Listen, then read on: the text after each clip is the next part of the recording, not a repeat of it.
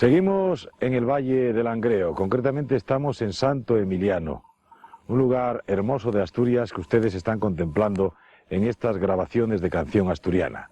Son ahora dos destacadas figuras de la canción langreana, el Ruiseñor de Langreo y el Che de Cabaños.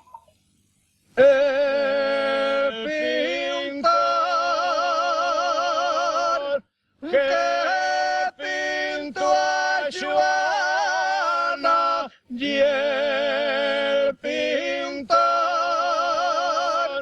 que pintó a Joana pintó a María también.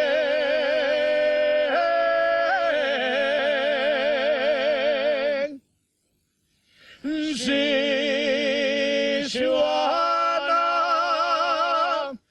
salió torcea, sí, Joana salió torcea.